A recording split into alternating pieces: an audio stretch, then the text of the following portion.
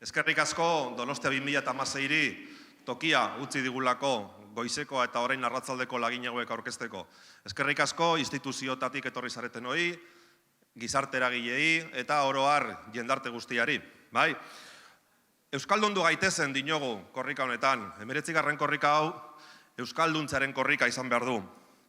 Gure gaitasunaz jabetu behar dugu eta gure gaitasun hori biderkatu egin behar dugu. Euskaldundu ditzagun euskararen munduaren arlo guztiak beharko luketenak izan. Eta korrika honek kulturari ere toki eman nahi dio. Eman nahi dio arlo ludikoari tokia. Eta eman nahi dio tokia ere IKT-ei, teknologia berriei.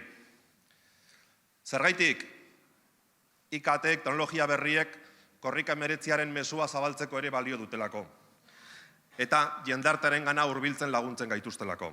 Beraz, esan bezala, korrika kulturala gauza bat da, korrika kulturalak izango ditu bere laginak ondoren, baina nire interbentzioa amaitzeko hitza eman nahi diot, Unai Bilbaori aktineko kideari, berak azalduko digulako korrikaren aplikazioaren nondik norakoak, eta zelan ikusi ahal izango dugun ibilbidea eta bestelako eskaintza batzuk aplikazio horren bitartez. Eskerrik asko. Aurtengo edizioan ere, aplikazio hau berritu egin dugu eta gaur berrikuntza horiek aipatuko izkizuet. Ikusi ahalko ditugu ze ekitaldi egongo dian, korrikaren inguruko ze ekitaldi egongo dian. Baita ere, korrikaren inguruko estekak ikusi ahal izango ditugu, sare sozialetara estekak, bideoklipa ikusiko ahalko dugu aplikaziotik, eta gero mintzatu aplikazioa ere lotura badago. Mintzatu aplikazioa euskaraz hitz egiten dien lekuak topatzeko aplikazio bada eta euskal hiztunak topatzeko aplikazio bat. Talde, lehengo edizioan bezala, korrikaren egoera ikusteko aukera izango da aplikazioaren bitartez, gure poltsikotik. Eta bertan, zein izango da, lekuko eramalea momentu bakoitzean zein den eta korrikak zenbat kilometro egin ditun eta zenbat kilometro falta ditun egiteko ikusi ahalko da. Eta gero gure ganaino, gure posiziora noiz iritsiko den jakin ahalko dugu baita ere. Korrika gure ingurutik pasatzen denen, ez galtzeko. Eta gero, azkeneko berrikuntza, aterpetxeen ingurukoa da, aterpetxe gida bat egongo da aplikazioaren barruan. Jon Fausto! Jon Fausto. Nik berori izendatzen dut. Herritar eredugarri.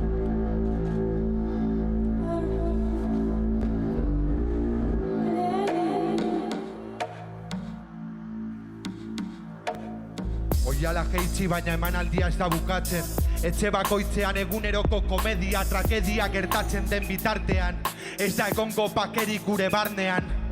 Nagusiak agindu, langileak egindu, jarraitu topera, giharrak astindu. Bizitza osoa lanaren pean, da bakarrik miseria duzu platerran. Gizarte sektetan bizitzera kondenatuak, teknologia singuratuak, plastikozko bizimoduak. Kalea gurea bada, apurtu ditzagun kateak tardezagun Fausto berria, egoera larrian, gertutik esatuko dugu sistema honen txerritegiak. Demokrazia ingerua, bada izila, pozoia.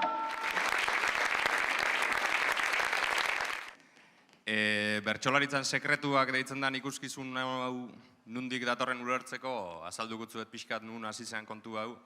2010 inguruan Errenteriko udaleko berdintasunan kontseiluak lehiaketa bat deitu zauen, eta bertan Josep Antoni Aranberri Petrirena Xenpelarri buruzko lan bat intzan.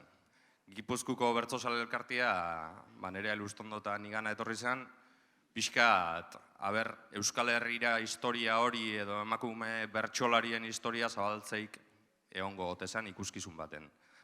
Orduan gure helburua da ikuskizun txiki eta xume batekin pixkat historian gertatu dan hori erakustia, holtzara igotzia, euren bizipenak eta euren anekdotak eta euren bertsuak kontatzia eta batez be oinarte segurazki emunez jakien ahots bat emutia.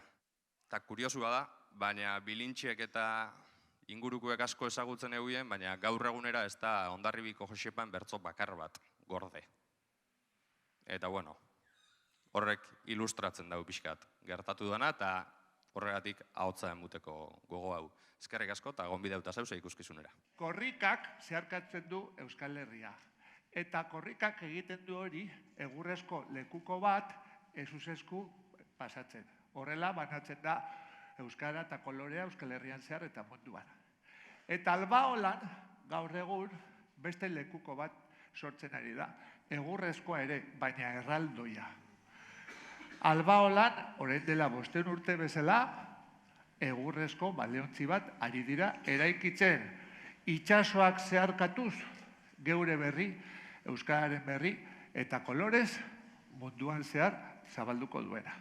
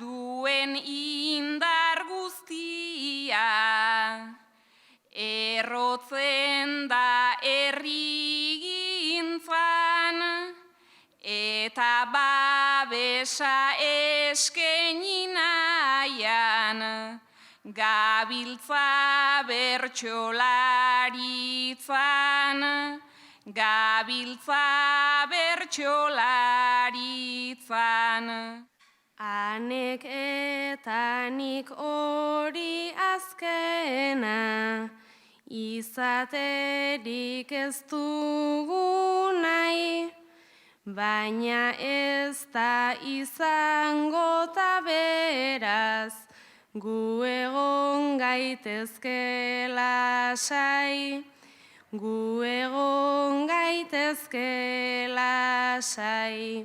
Orain hartu eta mugitu. Bilur barik, mugitu, bilur barik. Eta araman berriz ere sudurrera. Zer gertatzen da orain? Intentsitate gehiago dugula, ez? Ardoa gehiago zaintzen du. Zergaitik biratu egin dugulako. Eta irestatzerakoan lurrinak irten egiten da. Zein da ardo honek uzten duen lehenengo sentsazioa? Eraman sudurra danok. Sudurra zabaldu egiten du.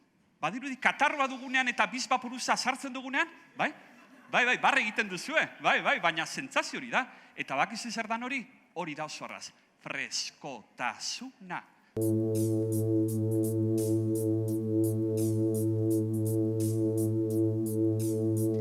Umeak inela ere, gerratzarreko, jende derrotatua ikusten genuen itzultzen, kartzelatik edo erdestetik euri